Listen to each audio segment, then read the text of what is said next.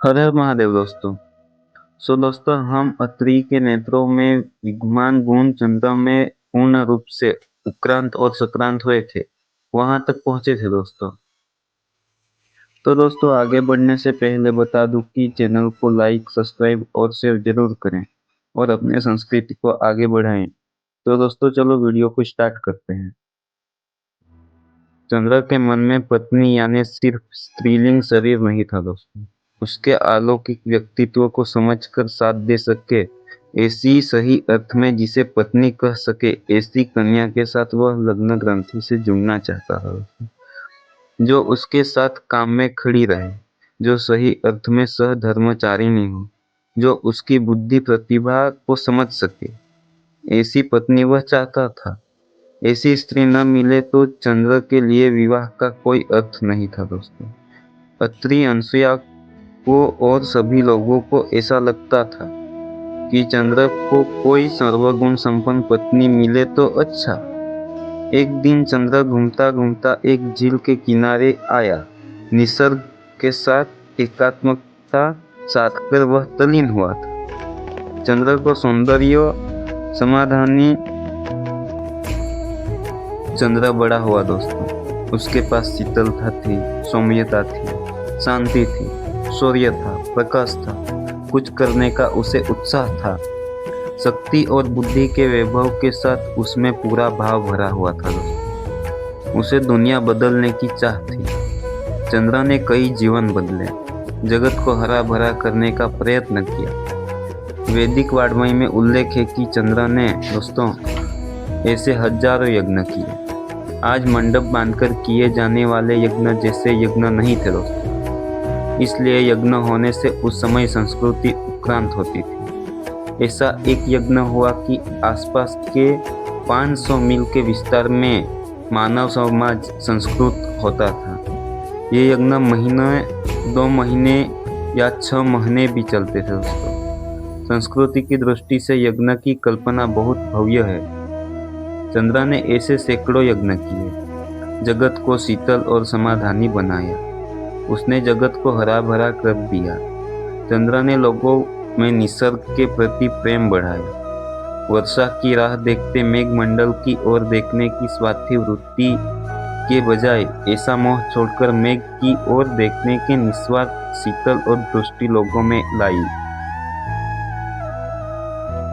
निसर्ग के ऊपर दोस्तों, निसर्ग के ऊपर प्रेम से ही निसर्ग की ओर देखना, किसी अपेक्षा से नहीं। ऐसी मनोवृत्ति निर्माण होनी चाहिए। लोग संस्कृत बनेंगे तो ही निसर्ग के प्रति देखने की काव्यात्मक दृष्टि आएगी। चंद्र ने समाज को संस्कृत बनाने के लिए बहुत कार्य किए और इसलिए ही ये लोग चंद्र की केवल नज़र से ही पुष्ट होते हैं। दोस्तों, चंद्र बड़ा हुआ। उसने अलग अलग प्रकार के यज्ञ किए। उसे कीर्ति मिली। उसके हाथों से अनेक कार्य संपन्न हुए। यह सब हमने 1 मिनट में कह दिया, परंतु यज्ञ करने के लिए कितने लोगों की जरूरत पड़ती है दोस्तों।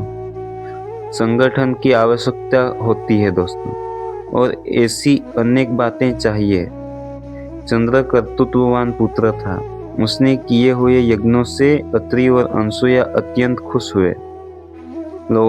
उन्हें लगा कि हमने जो चाहा था वह भगवान ने हमें दिया।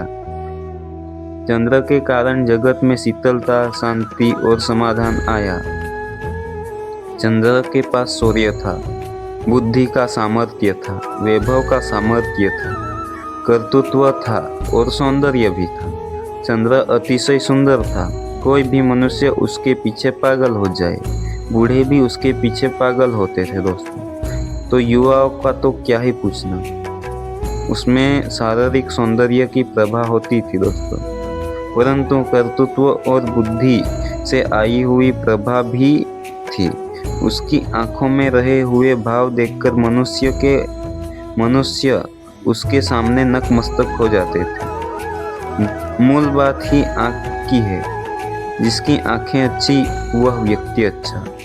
संस्कृत भाषा सुंदर है। जो सुंदर है वह फटे हुए वस्त्रों में भी शोभायमान लगती है दोस्तों। परंतु जो नेत्रहीन है वह 10 मन सोने के अलंकार धारण करे तो भी उसका मूल्य नहीं दोस्तों। ऐसे प्रभावशाली, कर्तृत्ववान और निष्ठावान पुत्रों को देखकर माता अनसुईया ने उससे कहा, बेटा, जैसे रत्न का कांचन के साथ संयोग होना चाहिए, उसी तरह तू भी विवाह कर। तू सुशील है और संस्कृत कन्या के साथ लग्न ग्रंथि से जुड़ जा। माँ ने विवाह के लिए तो कहा, परंतु चंद्र के पास प्रचंड बुद्धिमत्ता, अलौकिक कर्तृत्व, उत्कृष्ट सौंदर्य था। उसके योग्य कन्या भी तो मिलनी चाहिए ना। ऐसा ध्येयनिष्ठ तेजस्वी जीवन जीने की चाह रखने वाला युवक स्त्रीलिंग शरीर के पिंजरे के साथ थोड़ी ही विवाह करेगा। अनसुईया भी उसकी मुश्किल समझती थी, परंतु सभी प्रकार के यज्ञ करने के लिए दोस्तों चंद्र को विवाह करना ही चाहिए, ऐसा अनसुईया ने अपने पुत्र से कहा, समझाया। चंद्र ने मन में पत्नी। एक दिन चंद्र घूमता घूमता एक झील के किनारे आया। निसर्ग के साथ एकात्मकता साधकर वह तल्लीन हुआ था दोस्तों। चंद्र को सौंदर्य समाधि लगी थी। उस समय चंद्र से भी ज्यादा सुंदर और चंद्र की बुद्धिमत्ता का कौतुक कर सके और उसके कर्तृत्व के साथ खड़ी रह सके, ऐसी एक त्रैलोक्य सुंदरी सामने से आ रही थी। ऐसी सुंदरी को आते देख चंद्र को भी लगा कि यह कोई वन देवी लगती है। वह युवती चंद्र के पास आई और बातचीत की शुरुआत हुई। बातचीत के वक्त युवती दोस्तों अस्वस्थ है ऐसा चंद्र को लगा। चंद्र ने पूछा, तुम क्यों अस्वस्थ हो? क्या तुम विवाहित हो? युवती ने कहा, नहीं। सो दोस्तों रोज थोड़ा थोड़ा बताऊंगा तो आपको भी समझ आएगा, इसलिए मैं छोटे छोटे पार्ट्स बना के अपलोड कर रहा हूँ। तो दोस्तों मिलते हैं आगे की पार्ट्स में, आगे की वीडियो में मतलब। तब तक के लिए सब्सक्राइब एंड शेयर कर दो, क्योंकि सभी लोगों को पता चले कि हमारे 12 ज्योतिर्लिंग की कैसे स्थापना हुई है। जय श्री महाकाल दोस्तों।